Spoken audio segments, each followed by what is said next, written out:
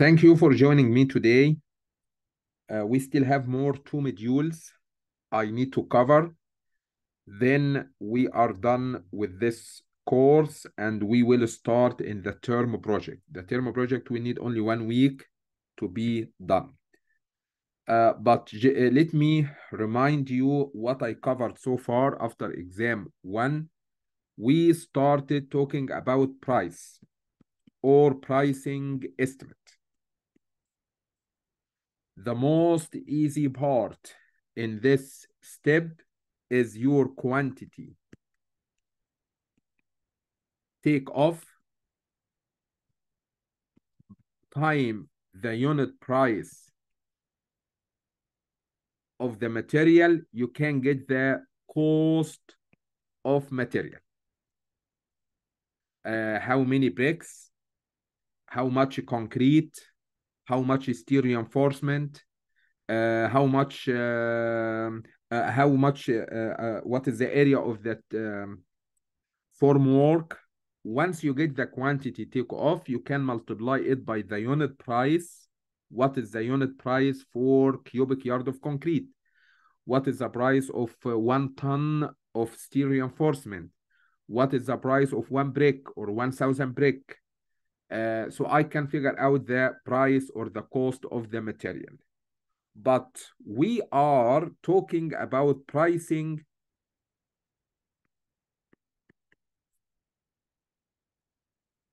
One moment.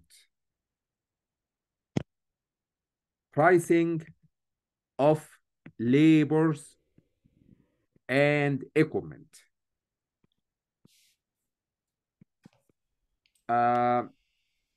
We started maybe 1 or 2 weeks ago, starting talking about productivity rate.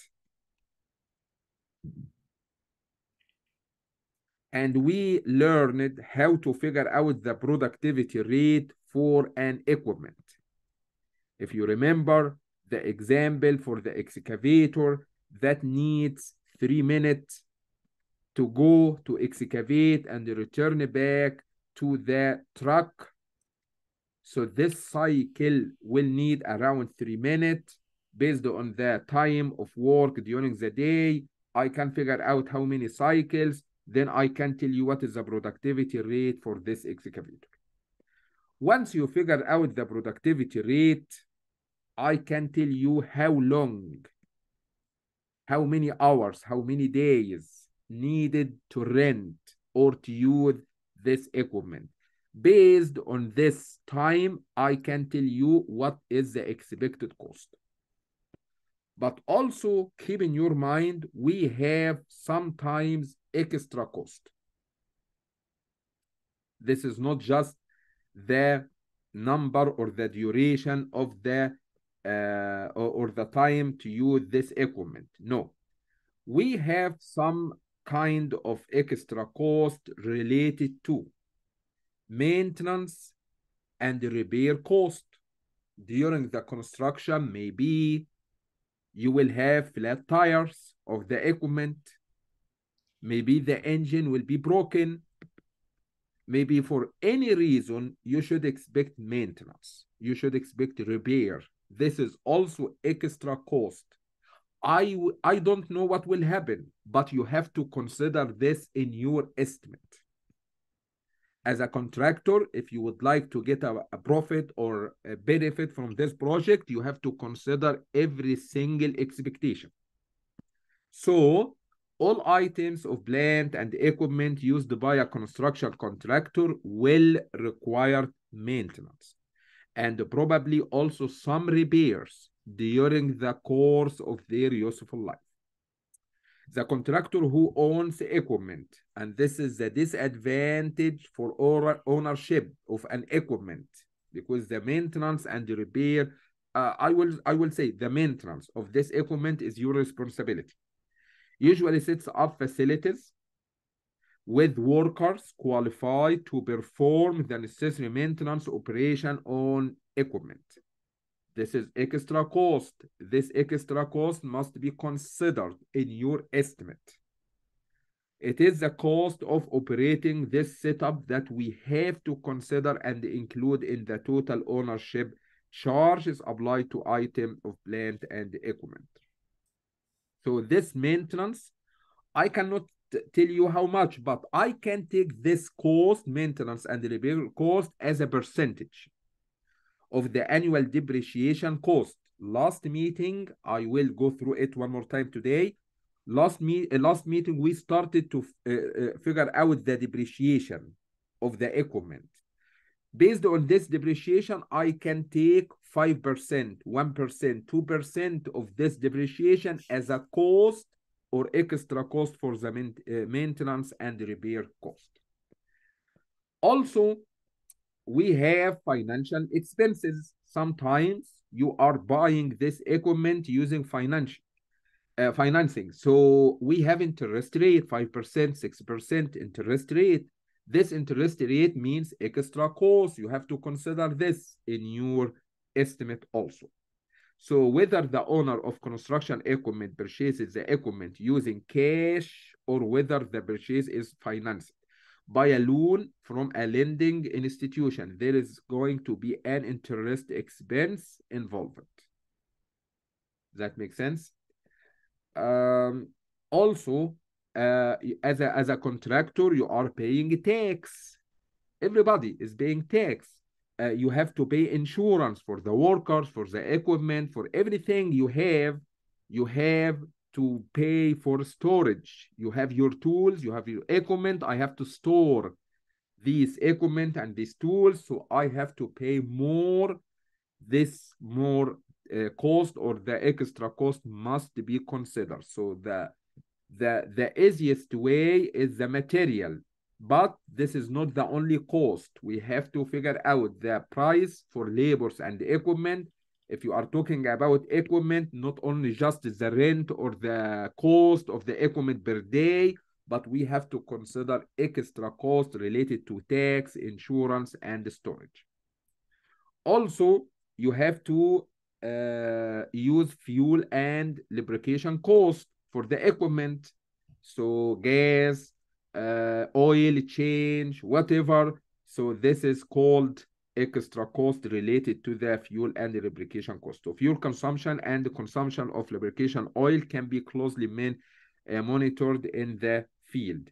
Data from these field observations will enable the estimator to quite accurately predict future rates. So for example, for me or for you, how much cost you need for fuel for your car per year. For example, you will say maybe around $1,000 per year. So you have estimate that you are paying for gas only $1,000 per year, or maybe per month around $200 or $100 per month. So you have a rate. This rate, based on the previous experience, you can figure this out.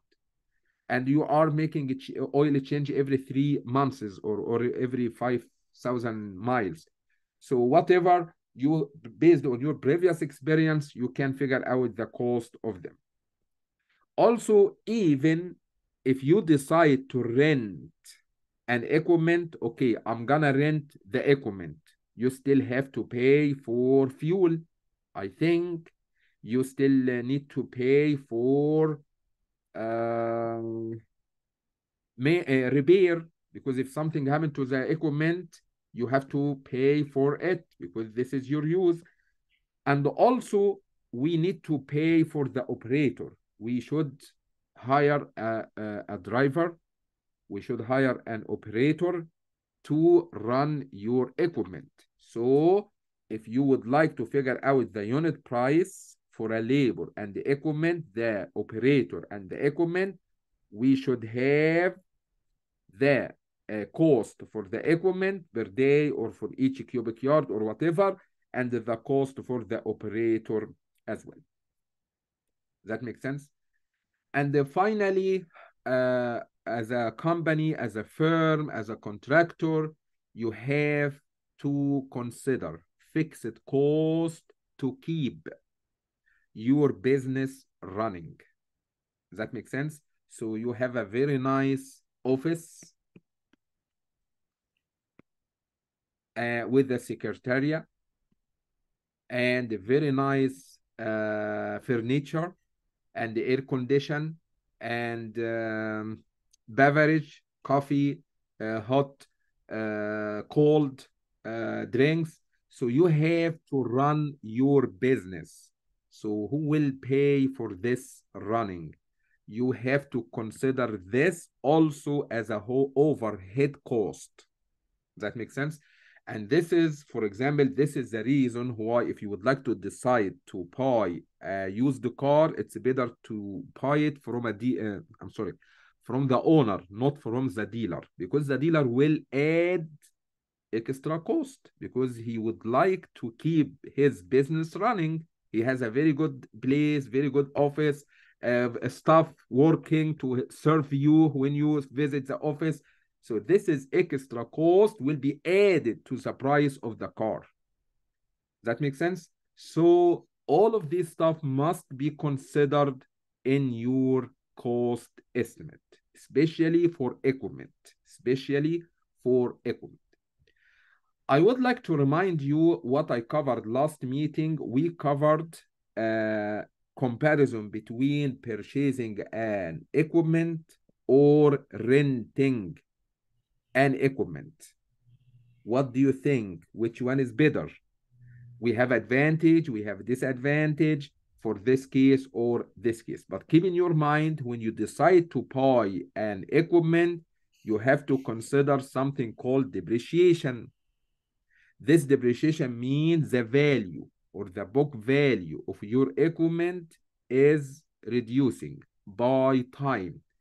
We have three different methods to figure out or to calculate the depreciation that will happen to your equipment. The first method called the straight line method means the depreciation is constant value every year. The declining balance method means the depreciation is not constant. The depreciation based on, it's a fixed percentage, but based on the previous year. What is the value of your equipment in the previous year? Then I can figure out the depreciation this year. The third method, production or use method, the much you use your equipment, the much depreciation we can expect.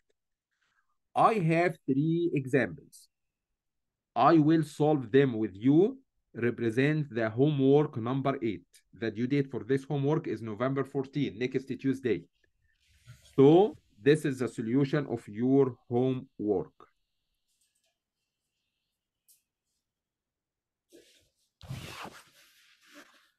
Guys, one of you, can you mute yourself, please?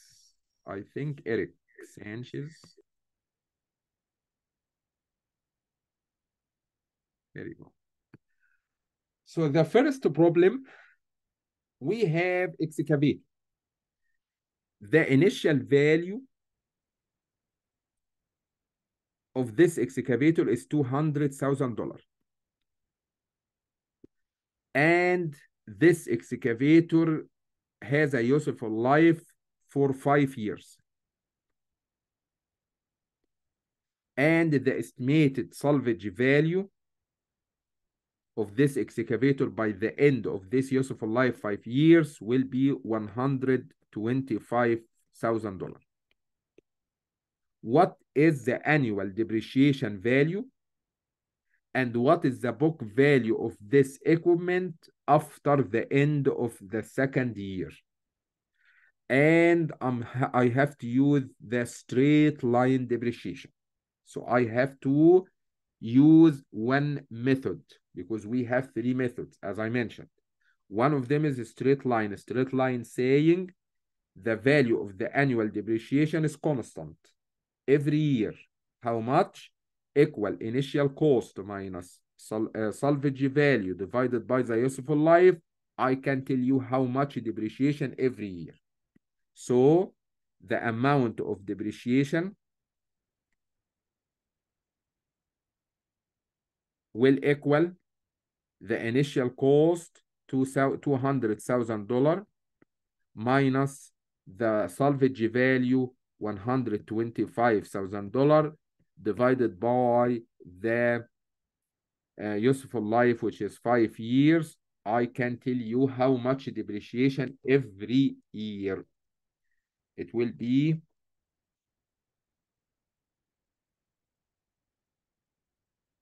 $15,000. So the value of your equipment will be reduced by $15,000 every year. So keep in your mind, I would like to set up this table.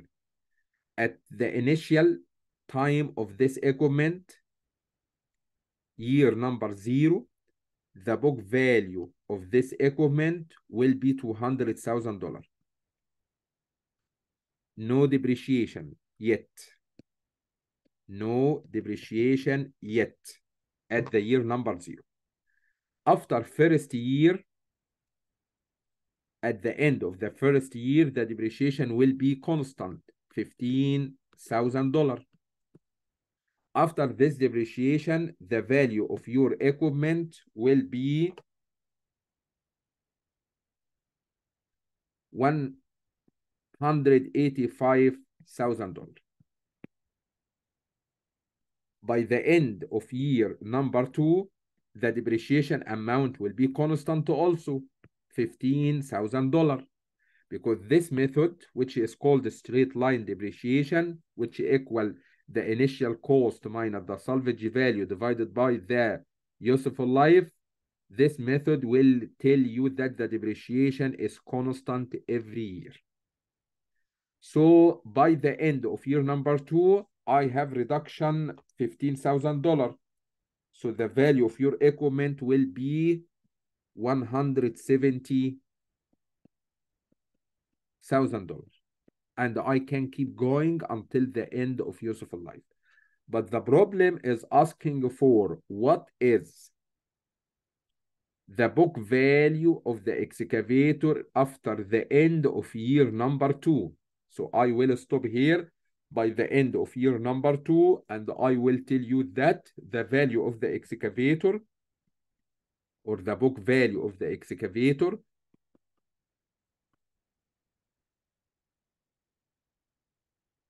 at the end of year number 2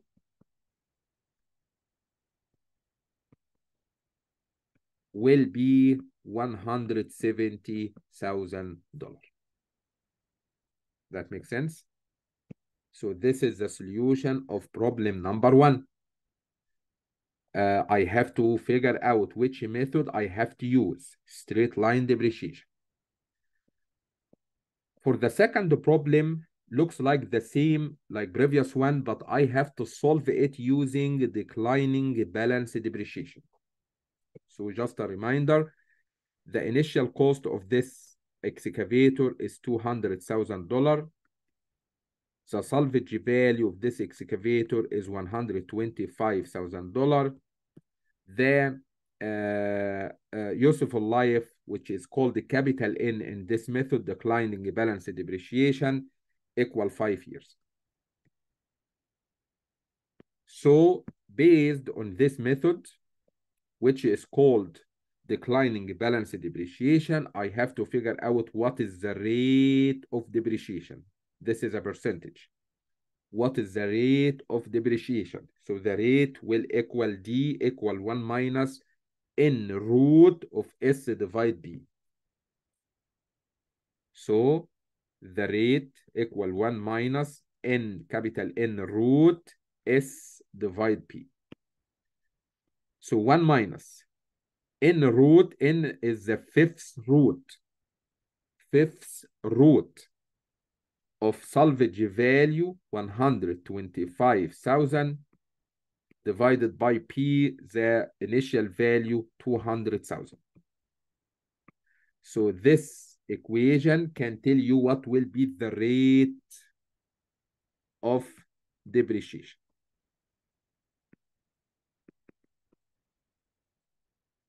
So this rate will be 125,000 divided by 200,000 to power 0.215 minus 1 will give you 0.0897 or 8.97%. So we have depreciation every year equal 8.97. So guys, don't be confused. I'm not sure if you are familiar with this or not, but how to figure out the fifth root of 125,000 divided by 200,000. It's very easy. This term is equivalent to 125,000 divided by 200,000, all of them to power 1/5. That makes sense? Because the square root for example, 64, exactly like 64 to power 1 divided 2. So the fifth root of this expression equal this expression to power 1/5, or this expression to power 0.2. You can do it using your calculator, whatever. So once you figured out the rate of depreciation every year, the value of your equipment will be decreased by 8.97%. So I will set up the table. At year number 0, at the beginning, we don't have depreciation. Depreciation will be 0. And the book value of your equipment will be the same, $200,000. At the end of year number 2, at the end of year number 1, the current or the previous value of your equipment is 200,000. So 200,000 times this percentage or this value, 0.0897, the depreciation will be $17,940.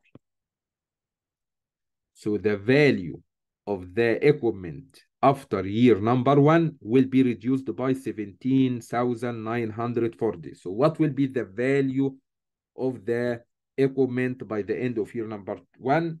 I have to subtract 200,000 minus this value.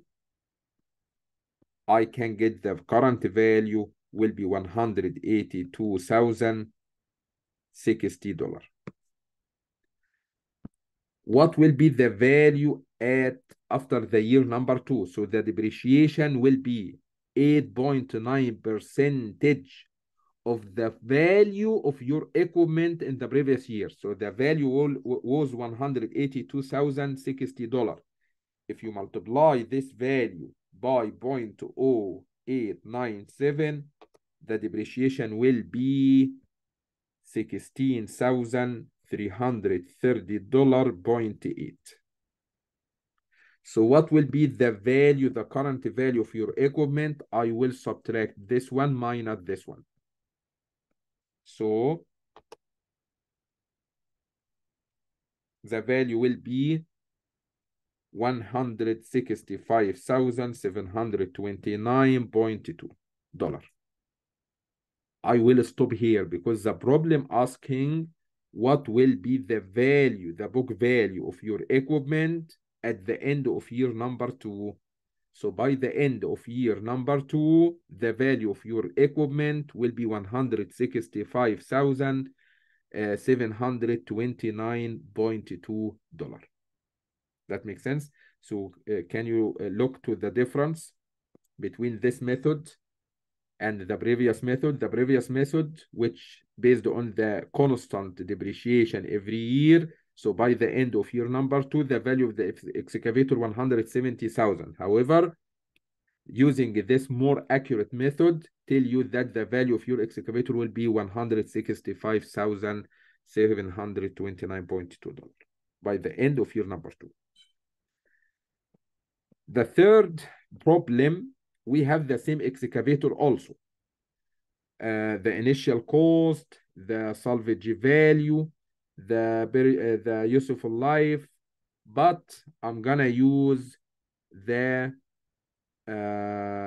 production or use depreciation method. This is the third method. The third method depends on the more you use the equipment, the more depreciation we should expect.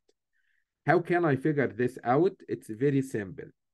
The depreciation amount per unit of work equal this expression, initial cost minus salvage value divided by estimated number production unit per the useful life.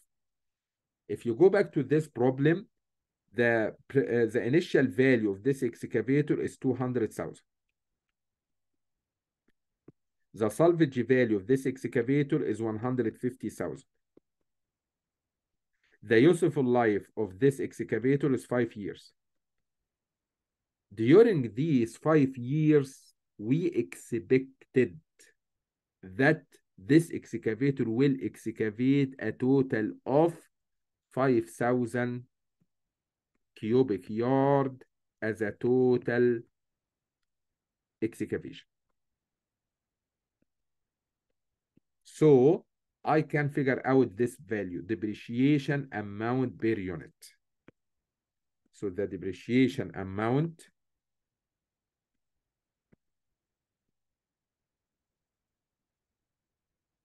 per unit will equal initial cost, which is 200,000, minus salvage value 150,000 divided by the total amount of units during the useful life 5 years, 5,000. So it will give you a value 200,000 minus 150,000 divided by 5,000 give you $10 depreciation for every cubic yard excavation. For every cubic yard excavation, the depreciation of this equipment will be $10. I will set up a table. Year, amount of excavation, depreciation, and the book value. I will start with year number 0. I did not excavate any amount yet, so I don't have any depreciation yet. So the value of your equipment is $200,000. By the end of year number 1, so